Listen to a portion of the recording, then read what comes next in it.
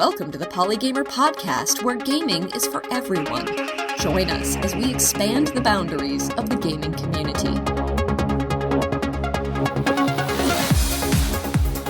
Hello and welcome to the Polygamer podcast, episode number 113 for Wednesday, May 19th, 2021. I'm your host, Ken Gagney.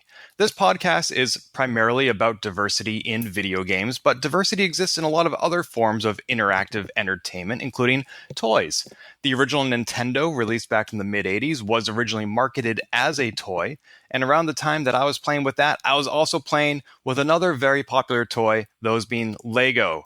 A lot of us grew up with the building blocks. I primarily use them to build medieval sets and the pneumatic kits, but there are a lot of other different kinds of kits out there. Today, I'm very excited to talk with the creator of several modern Lego sets, specifically the Lego Women of NASA, which came out a few years ago, and now currently being voted on is the Lego Women of Computing. Join me in welcoming Lego fan creator Maia Weinstock. Hello, Maia. Hey, Ken, how are you? Good. How are you? I'm doing great. Thank you so much for having me. Oh, my pleasure. It's a joy to speak with you. I'm a fan of your kits. I had the Women of NASA set. I bought it for my niece and another one for myself, which is now with the Strong Museum of Play in New York. I have voted for the Women of Computing set. I love the work you do. I'm eager to talk to you about it. But first, let's introduce you to our audience. So who are you and what is it that you do by day? Are you like a professional Legoist? No, not quite. I do enjoy Lego in my free time, but during the day, I am a science communicator. So I'm the deputy editorial director at MIT News, which is the official news office of Massachusetts Institute of Technology. In my capacity there, I edit articles about MIT peer-reviewed research, about profiles, about students and faculty members and things like that. I also produce the MIT daily and weekly email newsletters. So I do wear quite a few hats. I'm a science writer by training, I guess. I have long been either writing or editing for both adults and children audiences. And I do have a background in biology. So I've been doing quite a few things over my career, but Lego is definitely something that is more of a hobby. So yeah. Awesome. That sounds like a exhausting and exciting amount of work you do at MIT because, of course, the research that's done there is cutting edge. So you're not just putting out like a student newsletter. You're talking about things that will impact society at large years in the future. I mean, certainly we have quite a lot of high impact research. I mean, as with any research institute, not everything ends up being world changing, but that is how science and engineering progress. So absolutely, there's a ton of news that comes out. And of course, MIT is not only science and engineering. We have a fantastic humanities school. We are constantly bombarded in a good way with updates from around the institute, and it's really an exciting place to be. But certainly, I mean, when you talk about our scientists who helped basically establish the LIGO and the discovery of gravitational waves. I mean, certainly that was like, for example, one monumental discovery that was very exciting to be a part of. And we have lots of other engineering feats that may be smaller scale in terms of the publicity, but are similarly very important for their fields. And so it, as I said, is an exciting place to be if you're a science writer or science editor. That's fantastic. And I only scratched a small amount of all the things that happened at MIT in the years that I worked there. But fortunately, that is how you and I met. We were both part of the social media working group trying to figure out the best ways to share all these things that happen at MIT through various online outlets. And I'm glad that introduced me to your work, not only at MIT, but also with Lego, which you've been doing for years now. What is your background with Lego? Did you grow up playing with it like I did? Absolutely. I did grow up playing with Lego. And, I didn't continue through like my adolescence and then early high school playing with Lego. I sort of stopped after a while. I think a lot of people do kind of run that route where when they're kids, they are introduced to Lego, but then they sort of grow out of it or just move their attentions elsewhere. And that certainly was actually me as well. I repicked it up right around 2009, I believe it was, I had actually seen somebody else's Ada Lovelace Lego.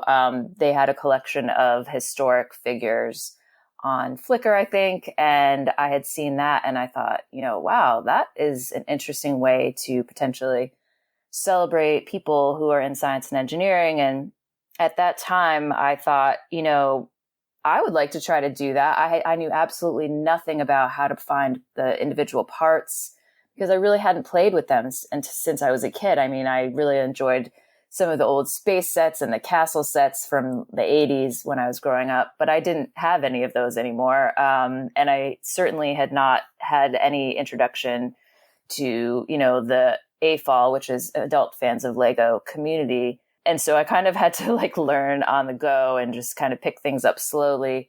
But from there, I decided to try to make, as a prototype, a minifigure of a friend of mine who is a longtime planetary scientist, Carolyn Porco. And I had been in touch with her about a number of projects at that time. And so I figured out how to make a minifigure that looked quite like her, including recreating this vest that she used to wear quite a bit. And especially she gave a TED talk and she was wearing this vest and just happened to look like the Han Solo Lego vest. So I grabbed that and, so from there it was a lot of fun putting that together. And she really liked it when I gave it to her. And I made a few more. I made a handful of other scientists and science communicators at the time who are on Twitter. I was sort of fairly new to Twitter and, thought that was an interesting way to kind of get people to be, increase people's awareness of the fact that scientists were actually out on Twitter and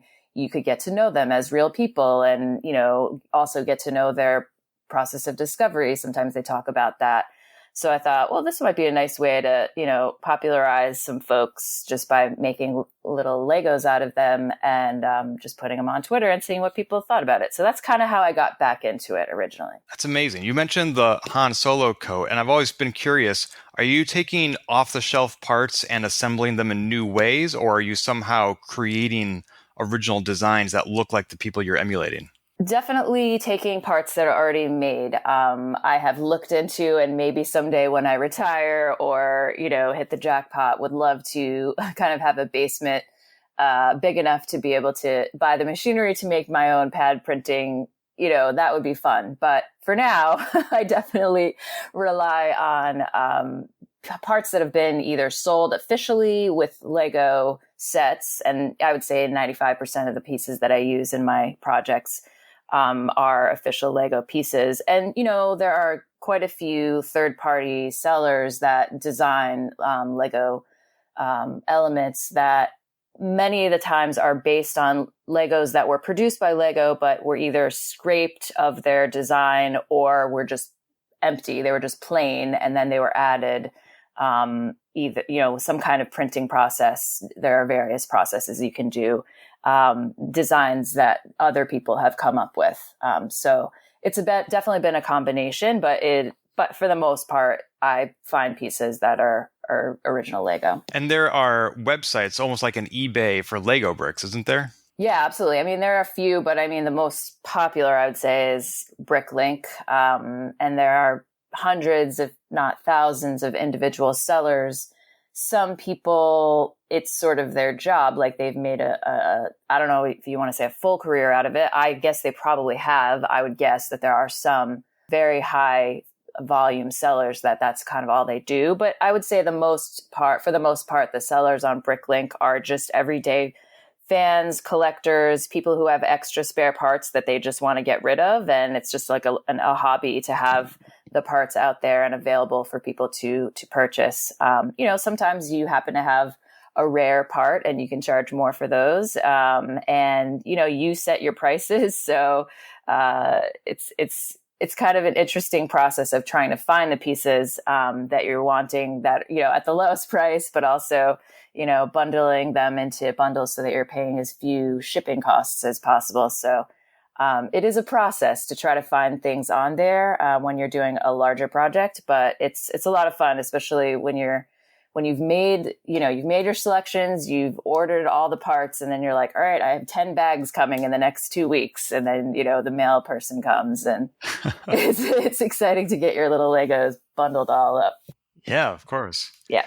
So you said that you not only share these on Twitter, but you've also had the opportunity to give these creations to the people they're modeled after. Can you tell us what that's been like? Yeah, that's been a lot of fun. And I haven't done it in a while. I mean, in part because of the pandemic. And, at MIT, we sometimes get people to give talks at MIT who I might not otherwise have the opportunity to meet. But I've also just had the opportunity to meet people through other venues and brought the minifigs there. And I mean, that's been a lot of fun. I remember when I still lived in New York City, Jane Goodall gave a talk at NYU. And, afterwards she was just, I don't remember if she was signing autographs or just saying hello. And I got in line and I gave her the little minifig I made of her.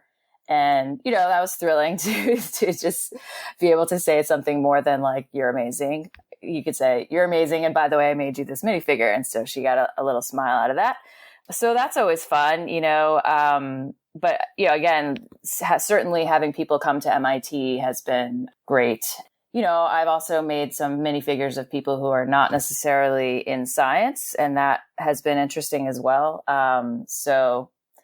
I got to meet, for instance, I had written about this not long ago on Twitter, but, when the late Justice Ginsburg passed, I remembered a little bit this fantastic day that I had an opportunity to sit in a car with her for half an hour with her marshals. And it's a long story of how that happened, but, I was able to explain to her how I made my Legos, and I had made a bunch of Legos that were figures that looked like the first four women of the Supreme Court at the time. And so that was, obviously fantastic, and just, I'll never forget that day. And she wrote me later saying to thank you. And I had given her sort of a framed version of those 4 minifigures. And she said that it was in her chambers for everyone to see. So never would I have ever imagined doing anything like that, both with Lego, but like, especially just the fact that Lego has given me that opportunity, to kind of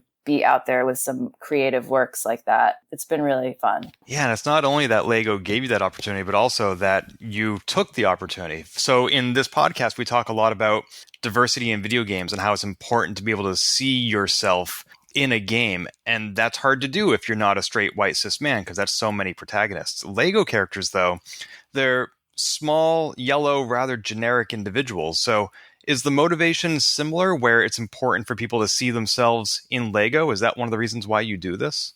Yes, I think that is definitely one of the motivations. And my early sort of, if you're going to say activist leanings in terms of trying to get, projects on the Lego Ideas site has certainly been to increase the representation of women and girls among Lego characters, like official Lego characters. I will say, since I started writing about gender in Lego back in 2012, I think, I started writing about this around the time when the Friends line came out, and there was a bit of a hubbub about, the fact that they were creating this separate line for girls. That was concerning on a number of fronts. I have since sort of changed a little bit of how I think about that. But at the end of the day, the reality is, at that time, there were extremely few women characters in just everyday sets that you could buy from Lego. And I am happy to say that has changed very significantly in just a matter of 5 to 7 years. It is still not equal. It is still not even in terms of numbers, but it is by far, just vastly better. Like, if you go to any Target or any just like mass market store and you look at the options there, many of the sets that you never would have even, thought would have another character. Like, for instance, it was impossible back then to find a set that would only have a female character. You could not buy a set that was not in the Friends line that had just a female minifig, whether it was like a car racer or anything like that, and now you can. And it's, it's not super common, but it's definitely possible. And that was not the case back when I started talking about this stuff. So I know that the people at Lego are taking this in stride for sure. Somebody actually did a really nice study of the number of, in fact, a number of people have done studies of this, the number of female characters in the various sets. There's a great initiative called the Women's Brick Initiative. It's, they're doing a really great job at looking at the numbers, and something that they're doing right now that I have been talking about also since about 2015. I wrote about this, and there's still a lot of work to go, is, the question you raise about minifigures being yellow. Originally Lego had said, well, we want to be raceless essentially. And, they picked yellow as the color, the default color. And that has really proved to be problematic, I think. And, WBI recently did this poll last year that looked at not only women, but, people of color and how they respond to whether or not Lego parts that are yellow for human type figures, represent them. And it seemed pretty clear that, if you have dark skin, you're not thinking that yellow minifigures represent you. And that's a problem. That's something that I'm definitely, especially in the sets that I have done previously, I've, wanted to include people of color showing their skin color rather than just yellow. I have actually recently completely stopped using yellow. I will not be using yellow minifigures anymore. I don't know if I've ever said this publicly, but that is just my thing now. And I do plan to write more about this. I just haven't had the time to fully write that out. But yeah, I mean, it's been an ongoing evolution, I think, in terms of representation.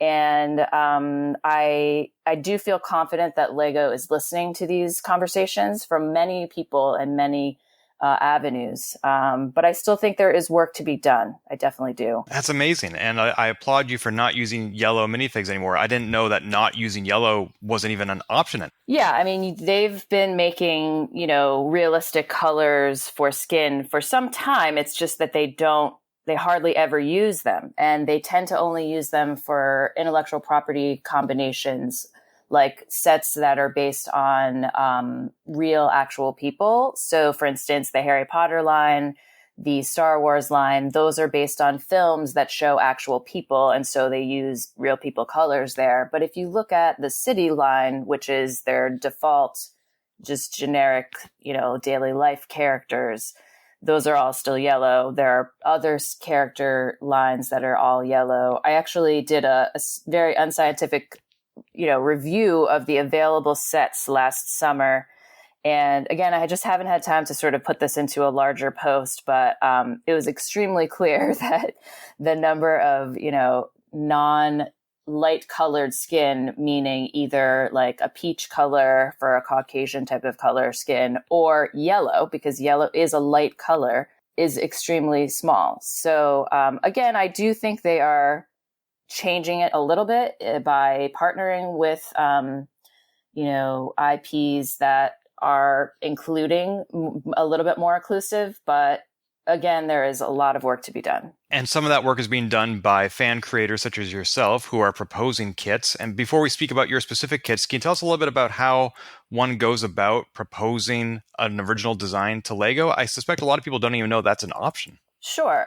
So the Lego Ideas site has been up for a while. I don't remember exactly when its predecessor QSO started. I want to say it was maybe 2011, something like that, or around then. But ever since then, fans have been able to sort of sign up to this site and upload their ideas. They can be either physically built out with parts that you take a picture of, or you can use a CAD style system where it's just a computer process that you can kind of use the catalog of available parts. And you have a little bit more flexibility there because you can actually sort of propose parts, or not parts necessarily, but you can propose like colors and things that don't exist.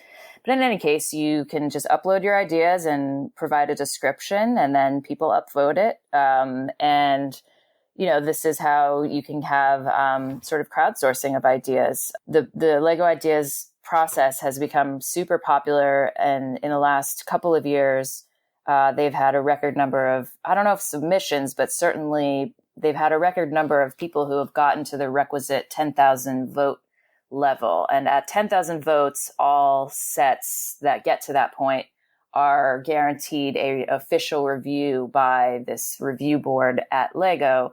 And from those, I think 3 times a year, they will select usually 1 or 2 produce, around the world. So it is an exciting process, and, your odds are fairly low compared to the number of submissions. However, if your idea is, unique enough and enough people vote for it, and, there's a clear sort of marketing interest, then it can happen. I mean, there have been, I don't know how many sets at this point, probably around 30 maybe.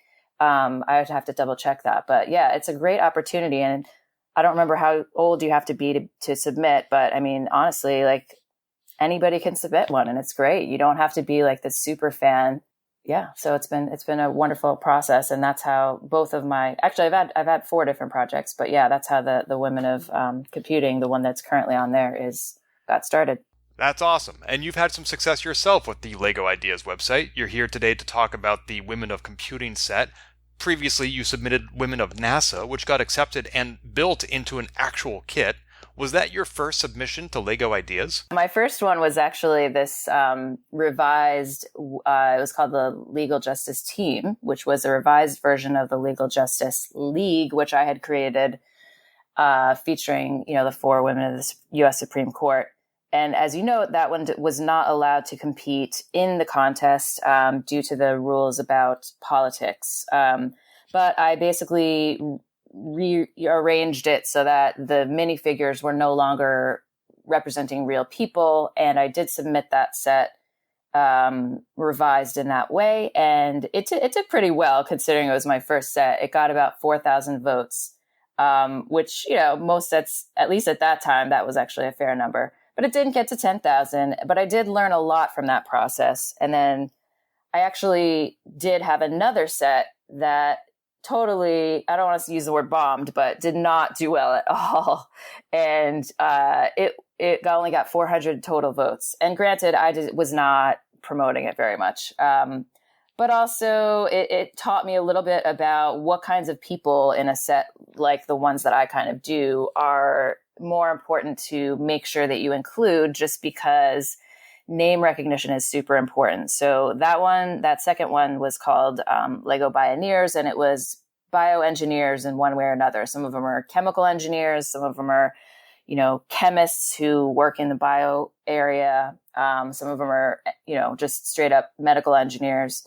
And, since then, 2 of them have actually won a Nobel Prize. So I did pick important people.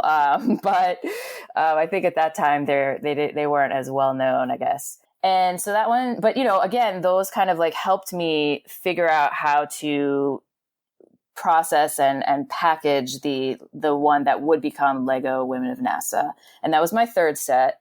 It wasn't just my first set. And I think it's important just to say, because your first set that you put on Lego Ideas might not make it, and it's likely that it won't make it to 10,000 on your first go. But that's okay. And you have other ideas, or you iterate on the first idea, and you might, your next set might be fine. So anyway. That is an important lesson. And I'm glad you had those experiences, even if they didn't produce the outcomes you were hoping for, that allowed you to learn and iterate and thus proceed with your Women of NASA set. How did you decide on NASA for your next attempt? Which I now realize part of the answer is name recognition. Right. So actually my original idea was that this was going to be the Women of Apollo. That was actually my original idea for this, for the one that ultimately became Women of NASA. However, another set on Lego Ideas came out shortly after I started thinking about it, and it was the Saturn V rocket set that I correctly predicted would not only get 10,000 votes, but would be produced. And I thought at the time, there's no way that they're going to pick 2 Lego Ideas sets in a row that are both Apollo themed. I mean, as much as it was amazing to have, there was a ton of, publicity around the 50th anniversary of the Apollo 11 landing, I still thought they're just not going to do that, because there are so many different ideas that are completely unrelated to Apollo.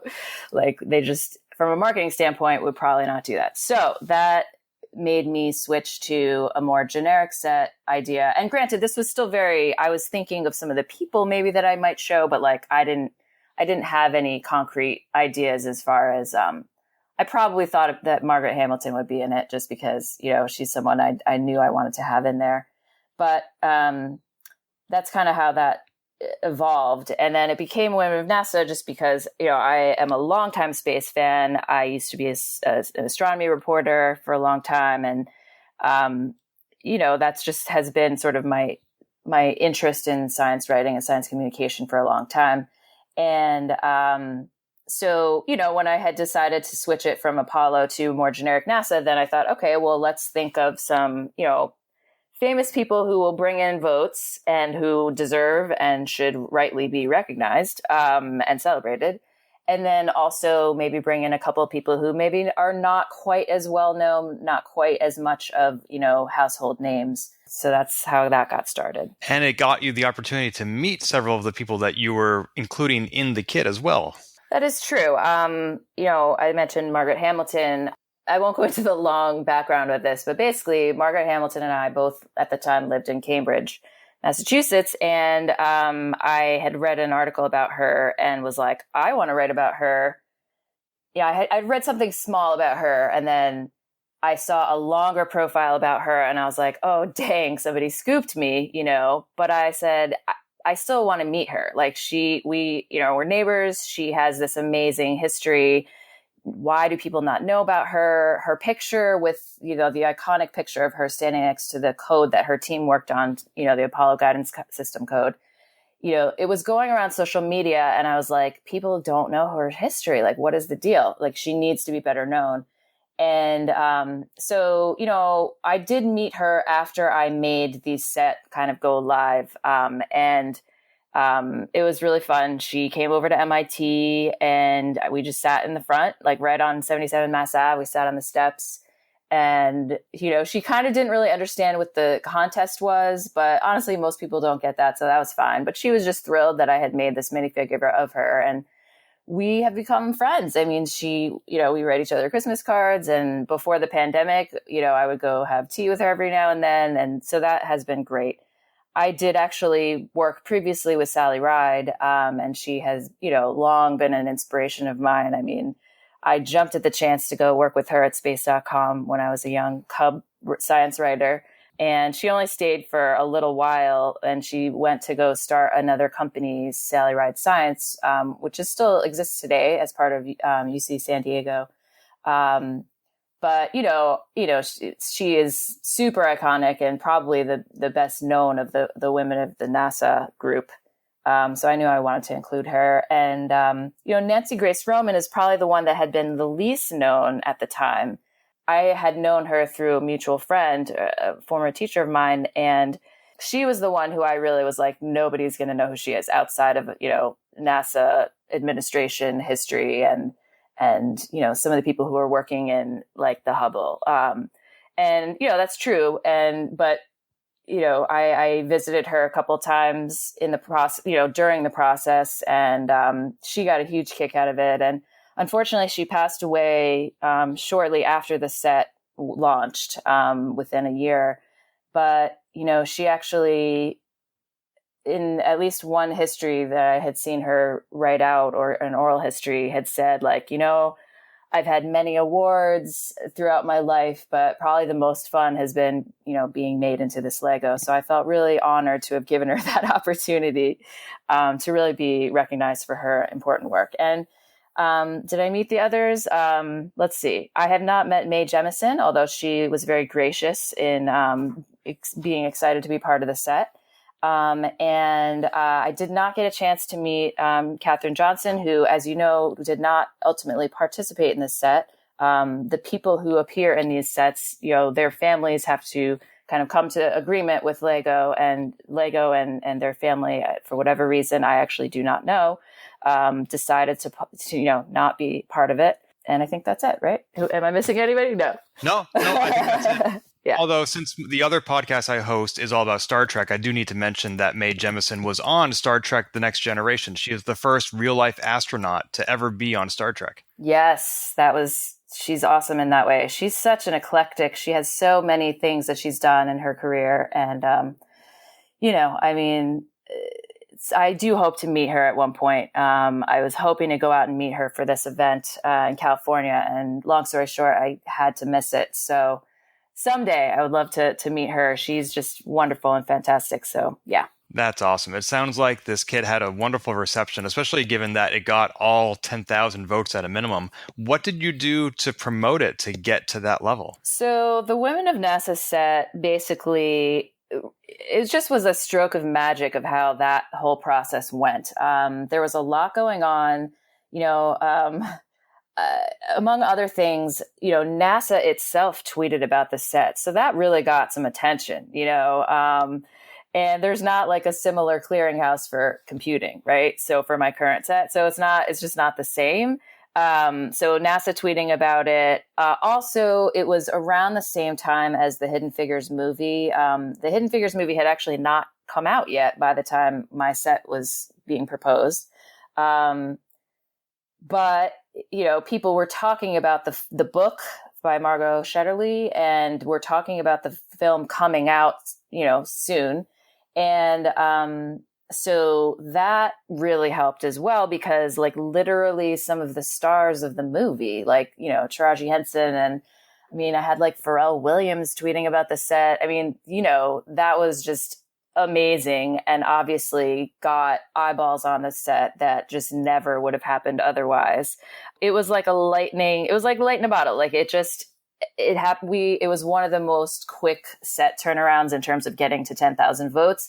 I had planned all these posts for social media for like a year, because, you have a year to get 10,000 votes. And so, I mean, I didn't have that many, but I had quite a few posts like ready to go, for coinciding with various anniversaries and birthdays and things of this nature. And I just didn't have to use any of them. I did almost nothing compared to what I'm doing for other sets.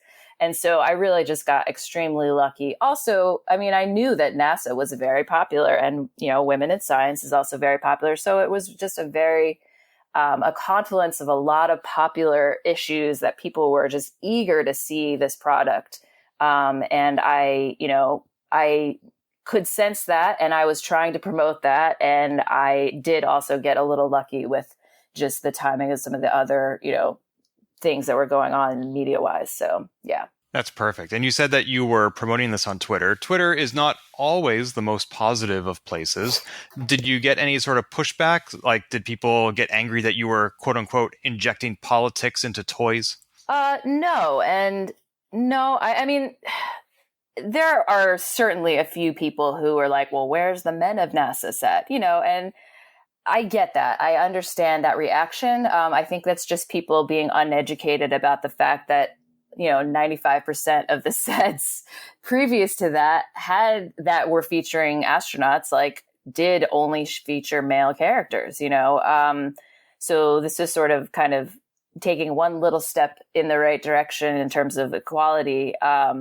So, I mean, yeah, you definitely had a few people who were not crazy about it, and also from some of the like Lego super fans, it was a relatively simple set. Like a lot of the people who submit things on Lego Ideas are, serious Lego artists, and they do these like 2,000 piece builds that are just fantastic and amazing, and they're works of art. Like they really are works of art.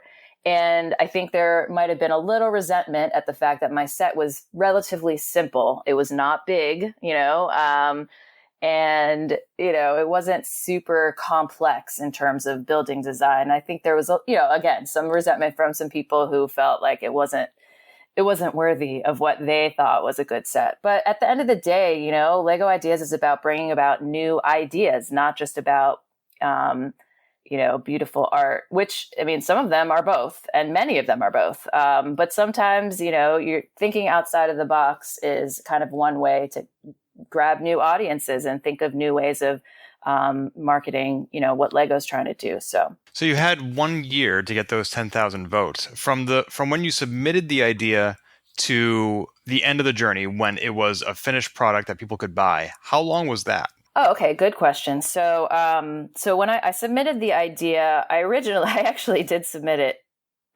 It's an interesting question, but I submitted it for the very first time in March of 2016. And then I changed my mind about a couple of things, including the fact that I wasn't happy with some of the photographs. And I was like, you know what? I had submitted it toward the end of Women's History Month. And I just was like, I'm going to just take it back and like really polish it. So you have a couple of days when you submit it to kind of change your mind and say, never mind.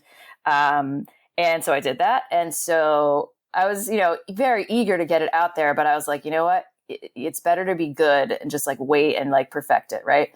So I ultimately decided to launch it on right around July 20th, which is the, anniversary of the Apollo landing.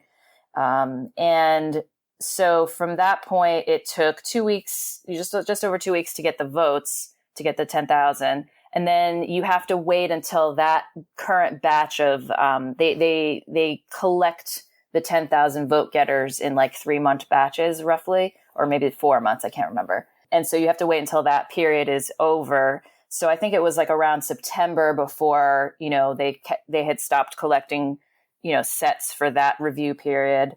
And then from that time, until I knew that the set was going to be selected for production, was a little more than 6 months, I would say, maybe 6 months. And, I don't think it's revealing too much to say that, because I became friendly with Margaret Hamilton. And as I said, each of the people in the set have to basically work with Lego to, ensure that they are in agreement with how the set looks. And at a certain point, Margaret was like, well, what do you know? And be like, well, here's what I heard. And she'd be like, well, here's what I heard. So we were comparing notes.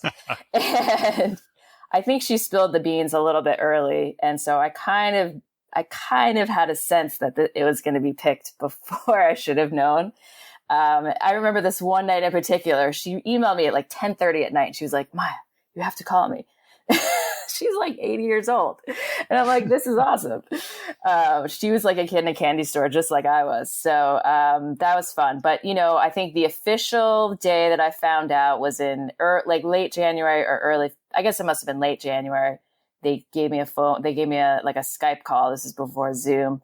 And they had said something like, we have a question to ask. We have a couple of questions to ask you. And I was like, oh boy, I hope I didn't screw something up, because there had been some questions earlier on. And I was like, just a little concerned about, the whole process with dealing with actual people, like actual personalities.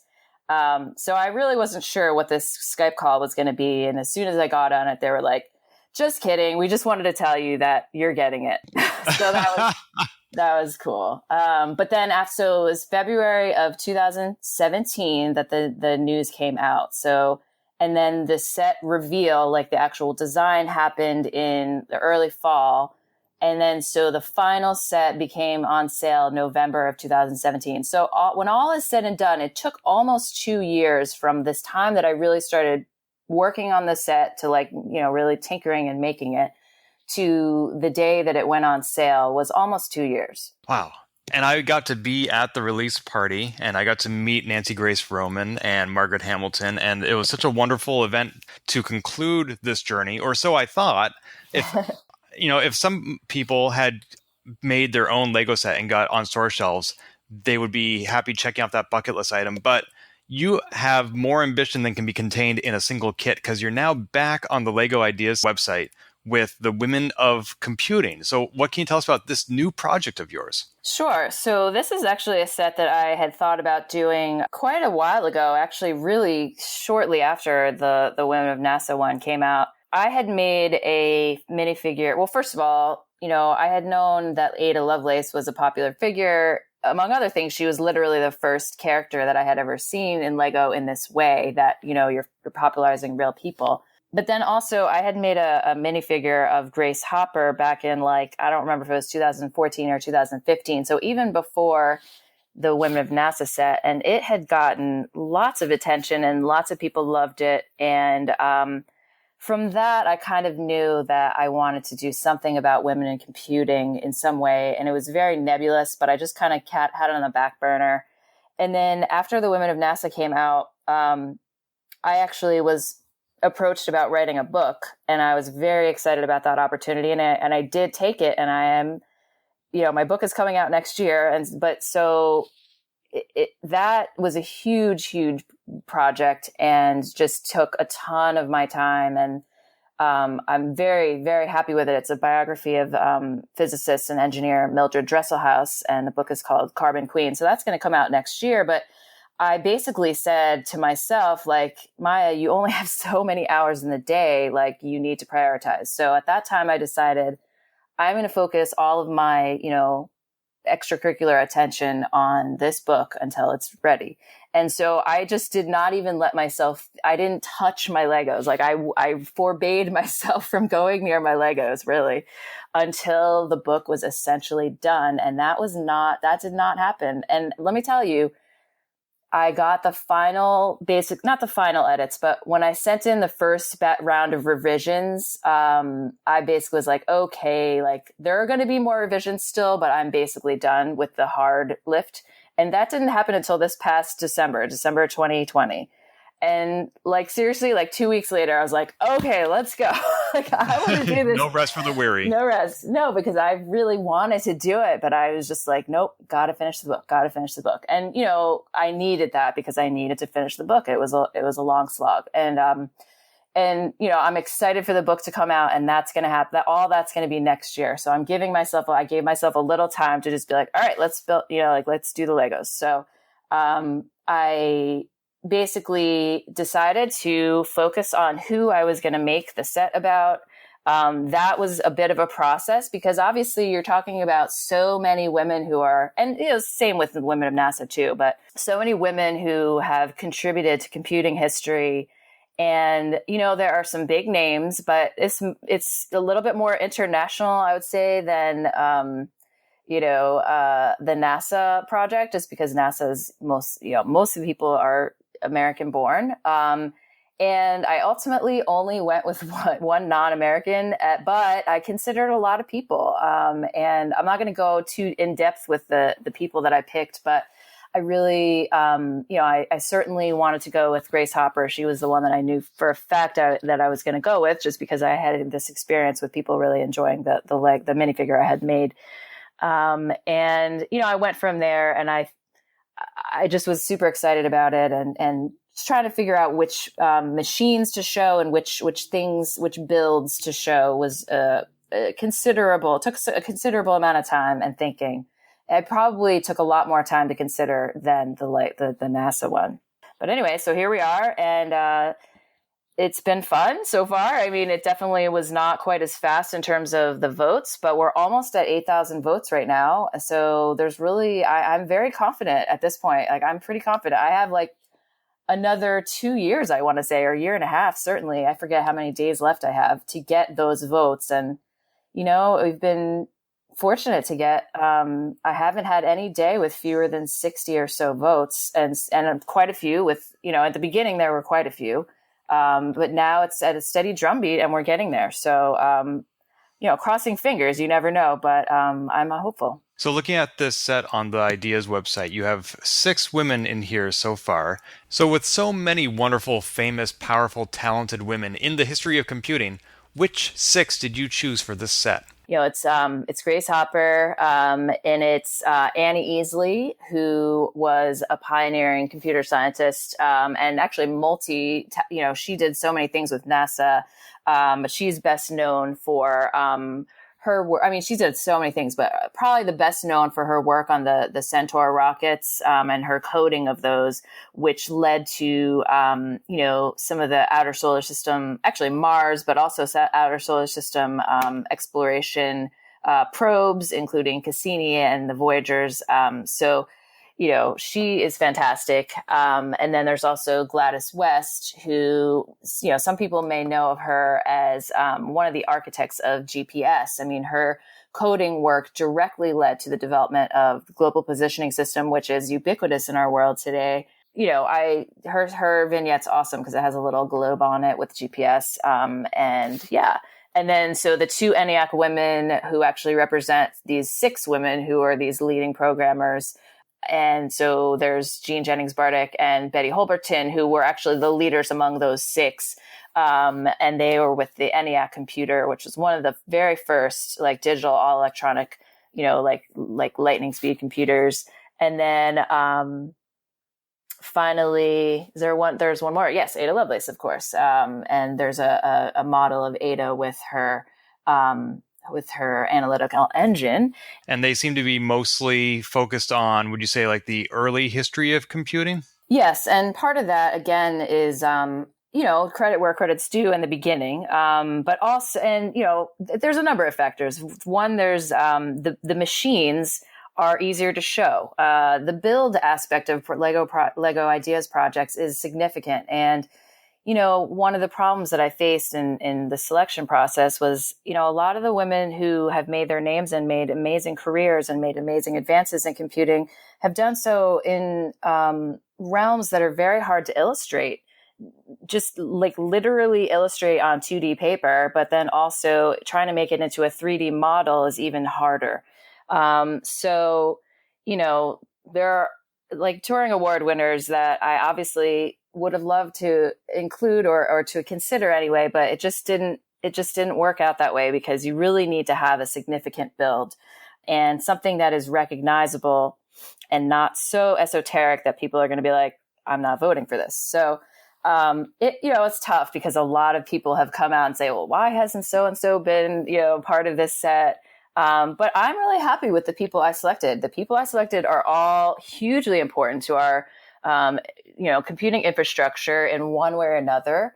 And I think, I'm excited about showing them to a broader audience. Of the 6 women you've chosen, only one is still alive. So what does that mean for permissions should this progress beyond the idea stage? That's a good question. I don't know. I mean, Lego really ultimately, their lawyers would have to answer that question. I don't really know what their process is. I mean, we dealt with a mix of people who were both living and deceased last time. And I'm guessing that maybe someone like Ada Lovelace, there might be a statute of limitations on, needing to get permissions. I don't know how that works. I mean, certainly with copyright, for instance, there are limits to the how that works. But I am not a lawyer, so I don't know. But that is actually one of the reasons why I ultimately ended up with slightly more vignettes this time, because, as last time you guys probably realized, like we did have one of my vignettes have to drop out for, IP reasons, essentially. And I am certainly aware that could happen again here. And so that is one of the main reasons why I decided to make more vignettes and have more people, because, it is certainly possible that if we get to 10,000 and if Lego decides that this is something they want to pursue, it could be the case that it's just too much, to expect that all of the people and all of the machines. I mean, that's the other thing. Each of the machines presumably is an IP as well. So you not only, for instance, with the UNIVAC would have to get permission from like the Grace Hopper family or whomever is the estate on that, but also you have the UNIVAC. So whoever owns that IP would have to okay it too. So, I mean, I am cognizant of that. It might be a lot harder actually to actually get this project over the finish line because of that. But, I decided to go for it anyway. And, I'm hopeful that with enough creativity and, I have heard from a few family members actually of people that are in the set, just having seen it on social. One of the son, I don't know if she has any other sons, but one of the children of Jean Jennings Bardick from the ENIAC project had tweeted me about it and said that he thought his mom would like this set. Also, like a nephew of Betty Holberton, also of the ENIAC, had seen it and was super excited. So, I'm hopeful that, that aspect is not going to be a problem, but you never know. You never know. So in terms of complexity or number of bricks, is this similar to the Women of NASA set? That's a really good question, and I keep meaning to count the parts. I have not done that yet. A couple of people have asked me. It is definitely more complex, for a fact, to know that, but I don't remember exactly how many parts, how many elements are being used. On the one hand, my people probably forget this, but my original Women of NASA set had like a frame, which was showing the women in like a posable frame that you could also put them with their little vignettes. And now you can actually buy like Lego Dots sets that have frames, and there's like a new Lego art, realm that you can buy like framed artwork. So I kind of feel like, okay, well, they decided, I mean, I don't know if I was the only inspiration, but they decided not to do the frame thing. And so that kind of added to the part count on my old set. But this set, just each of the individual vignettes definitely has more parts. I mean, a lot of them are just more detailed, and they have lots more little tiny parts. So I don't know the exact number, but yeah. This project is on an excellent trajectory. It already has, as you said, almost 8,000 votes. It has to get 10,000. It says in the next 738 days. So you have like 2 years to meet that goal. Yeah, exactly. That's why I'm feeling fairly confident about it. Because even if I mean, at a certain point, if you just get like a handful every day, you'll get it. But, as I said, I've been averaging, I don't have the exact average, but I mean, I haven't gotten less than, like I said, 60, like ever. Every day that this set has been up there, there's been at least 60 new votes a day. So, and, some days more. So, with that, hopefully we could be able to get it within the next few weeks or months. But with the Women of NASA, as you said, it was sort of lightning in a bottle, where it was just the perfect storm of all these other events, a perfect confluence. With the Women of Computing, you can't necessarily rely on that same playbook. So how are you advertising this set? Well, I have to say, I mean, there are different ways that I've thought about doing it, but I also I'm definitely limited in the time that I can spend on this project. So, I mean, I have mostly been focused on Twitter. I've put it on Facebook and a couple, LinkedIn and stuff, and Instagram, but I haven't really promoted it hardcore there. There are events that will be coming up, like the Grace Hopper Conference that happens every year. And, you can kind of glom onto that hashtag or whatever. So that's certainly something. I have just been in touch with some people who really want this set to happen. And I mean, I haven't pressed it because I haven't felt the need to, but I feel like asking some of those folks to kind of help me promote it again, like they absolutely will, but I just haven't felt like I've needed to do that yet. So, I do feel like the people, and let me tell you, like, again, I've had 4 sets, and I've also just seen many sets go through social media and on the Lego Ideas site. And when people use the word, I need this set, like the word need, just like, it's just, there's something about the identification that people have with some of these sets, like certainly the NASA one, but also, Ellen Koyman's earlier, women's science or women minifigure set, which ultimately became the Research Institute. I mean, people were saying like, I need this set in my life, like, because it represents me in a way that nothing else, no other toy really does, and when I start seeing that, and when I start seeing those Futurama, like, gifts of like, shut up and take my money, that you have a popular set. So, and something that really resonates with people. And that makes me really happy to see those. And I've seen enough of them now that I feel like there's enough people out there who will vote for it. It's just a matter of getting the information out there that this is available, or that this is potentially available. So I'm not super, I feel like ultimately at the end of the day, we're going to get the 10,000 votes. So, and my limited time has basically focused on Twitter. So that's kind of where I'm at right now. But this Polygamer podcast will hopefully like help a little bit. But honestly, I've just enjoyed talking to you, Ken, about this project, because a lot of people only see the finished product and they don't really know what goes into a project like this. So. Yeah, I'm sure there are a lot of things that I didn't know. I didn't realize just how long it takes and all the different permissions that are involved.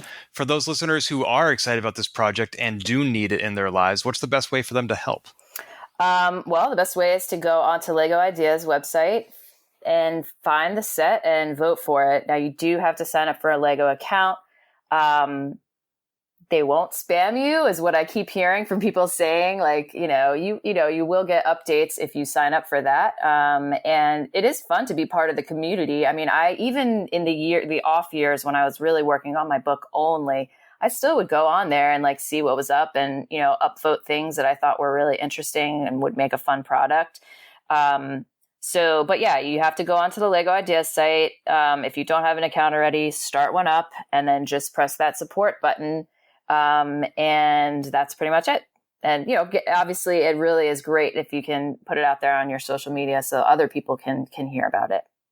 And for those who are inspired by everything you do and by the potential of the Lego Ideas set, how do they move forward with their own ideas? Yeah, if you want to build your own and if you want to do anything like that, you go to Lego Ideas and you can just upload your idea. I don't remember how old you need to be. I think you might need to be 13, but I have to double check that.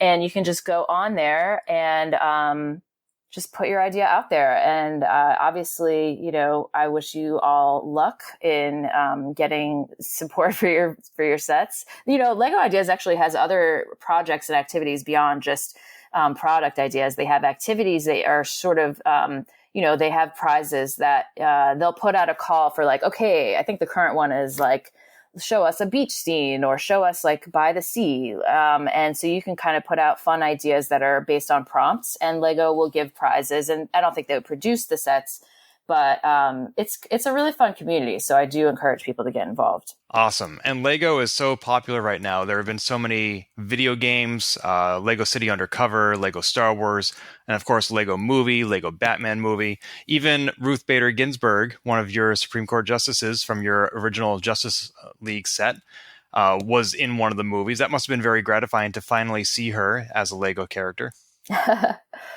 Well, yeah, I mean, I've had like mixed feelings about that, I gotta say, because, a big to-do was made about that's not allowed. We can't possibly honor someone who is currently in government. And then seeing it in the movie, when I was like, had a big slap on the wrist, like that stung a little bit. I'm not going to lie. Like, I was certainly happy that she was getting the recognition. That's great.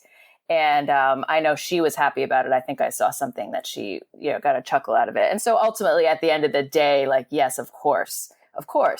But, personally, I'm not going to lie. I was like, oh, now it's okay, Yeah, I can see how that would be frustrating. Yeah. Any chance, any opportunity to kind of, bring people who have done amazing things into the limelight, whether it's women or men. But like, I am really a proponent of just like giving credit where it's due in terms of people who have advanced science and engineering, as well as, giving opportunities to people. Justice Ginsburg was a champion of equal rights for women. And so I think that was wonderful. That's fantastic. And for those who want to do more than just upvote your idea, if they want to follow you on Twitter, where you've been talking about this project, where would they go for that? Sure. Well, the Lego handle for the specific set, which has been tweeting things specifically about the set, including, little known facts and pictures about some of the women in the set. The Twitter is Lego CS Women on Twitter, and just my regular handle is 20, the number 20, TAURI, 20 Tauri. And is that a constellation? It is. It's the it's the Pleiades cluster, and 20 Tauri is the one that's called Maia, which is my name. So that's why I picked it. All the years I've known you, and I never knew that. Yeah. Well, thank you, Maia, so much for your time. I have voted for your Lego Idea project, and I'm looking forward to buying it when it's on store shelves. Awesome. Thank you, Ken, so much. It was great talking with you. This has been Polygamer, a Gamebits production. Find more episodes, read our blog, or send feedback at polygamer.net.